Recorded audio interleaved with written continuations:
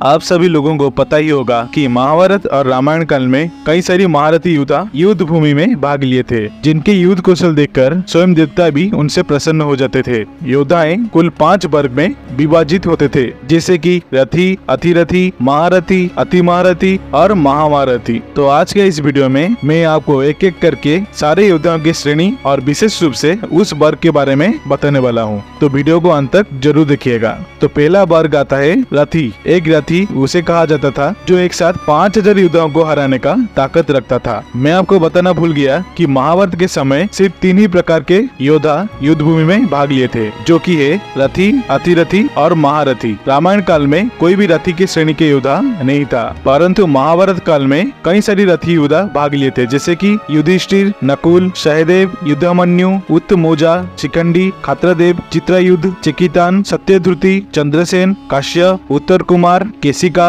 सुकुमार, नील, मध्य नरेश का पुत्र शंख। और ये भी कहा जाता है कि भीम और दुर्योधन ये दोनों भी रथी के श्रेणी में आते थे, जहाँ पर दोनों 8 रथी के बराबर के योद्धा थे। उसके बाद आता है अतिरथी। अतिरथी के वर्ग के योद्धा ऐसे योद्धा थे जो एक साथ 12 रथी वर्ग के योद्धाओं के साथ युद्ध करने में सक्षम थे। 12 रथी योद्धा यानी 60,000 पैदल सैनिकों को मारने में सक्षम थे। रामायण काल में सिर्फ अंगद को ही अतिरथी योद्धा के वर्ग में गिना गया है और कई सारी बानर सेना योद्धाओं को भी अतिरथी के आसपास गिना गया है। और महाभारत काल में इस वर्ग के कई सारे योद्धा थे, जैसे कि दुष्टद्युम्न, सत्यजीत, श्रेणीमत, युयुत्सु और साथ ही में वसुदेव और कुंतीभोज को भी इस वर्ग का योद्धा के रूप में जाना जाता है। तो तीसरे नंबर का वर्ग है महारथियों का।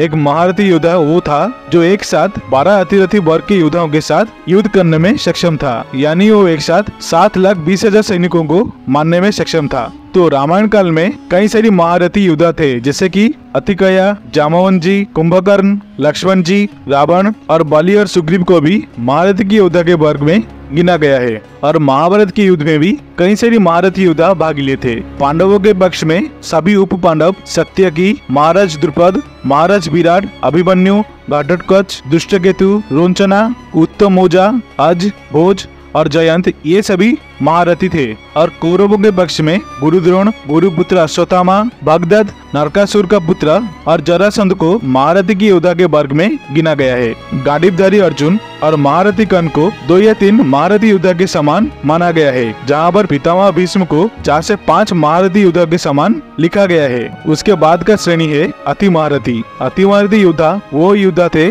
जो एक साथ 12 महारथी योद्धाओं के साथ युद्ध करने में सक्षम थे, और ऐसा योद्धा हमारे प्राचीन काल में बहुत कम देखने को मिलते हैं। महाभारत की बात करें तो ऐसा कोई भी योद्धा नहीं था जो अति महारथी की श्रेणी में गिना गया है, परंतु भगवान परशुराम, हनुमान जी और भगवान श्री कृष्ण ये 3 योद्धाओं को सिर्फ अति महारथी की योद्धाओं के वर्ग में गिना गया है।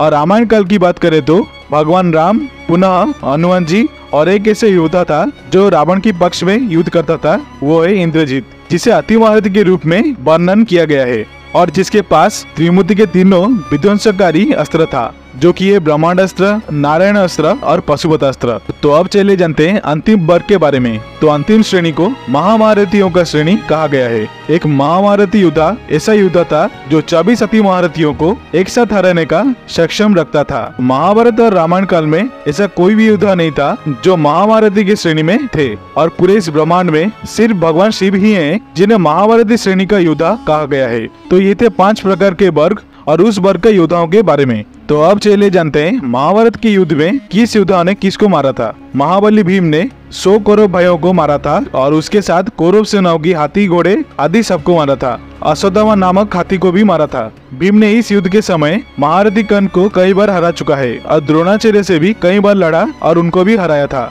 भीम ने विकर्ण को मारते हुए शोक भी व्यक्त किया था। भीम ने कौरव सेना का बहुत नाश किया था। भीम ने महाभारत में अनेक बलशाली राक्षसों का वध किया। अश्वत्थामा ने सभी पांचाल जैसे शिखंडी, दुष्टद्युम्न और सोते हुए उपपांडव को युद्ध के बाद मारा था। इस निंदित कृत्य नरसंहार में कृतवर्मा और कृपाचार्य भी शामिल थे। इन्होंने रात में सोए हुए लोगों पर हमला किया और गलत तरीके से उनको मारा। अश्वत्थामा को चिरंजीवी कहा गया है। वो महाभारत में मारा नहीं था, लेकिन भगवान श्री कृष्ण ने उसे श्राप दिया था कि वो कलयुग के अंत तक कुष्ठ रोग के साथ भटकते रहेंगे।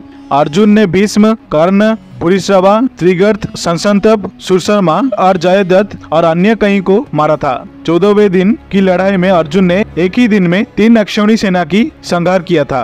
अर्जुन ने कर्ण के 3 पुत्रों को मारा था। अर्जुन पुत्र इरावन ने शकुनी के 5 भाई मारे। इरावन को राक्षस अलम्बुस ने मारा। जयदत्त ने अन्य महारथी योद्धाओं के साथ मिलकर अभिमन्यु को और अभिमन्यु ने लक्ष्मण को मारा। 13वां दिन अभिमन्यु का था, जिसने चक्रव्यूह को भेद कर 7 महारथियों के बीच में जाकर लड़ा और अंतिम में कर्ण के हाथों मारा गया था।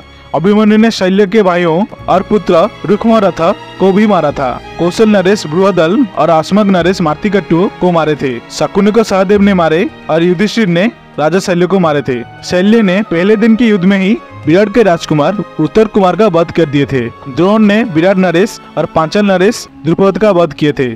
कुरु द्रोण ने विराट पुत्र शंख को भी मारा था। पांचाल नरेश द्रुपद के पुत्र दुष्टदुम्न ने गुरु द्रोण को मारा। द्रोण ने केकय नरेश बृहकेत्र दुष्टकेतु जो चेदी नरेश शिशुपाल का पुत्र था उनको भी वो मारे थे। कर्ण ने भीम के मायावी पुत्र घटोत्कच का वध किए थे और उन्होंने अर्जुन का पुत्र अभिमन्यु को भी वध किए थे। मायावी घटोत्कच ने अलम्बुस को मारा था और बहुत सारी कौरव सेना को भी मार डाला। सात्यकी ने भी अनेक योद्धाओं को मारा था तथा भगदत्त के साथ हुए युद्ध में हारा था। तब सात्यकी को बचाने के लिए अर्जुन ने भगदत्त का वध किए।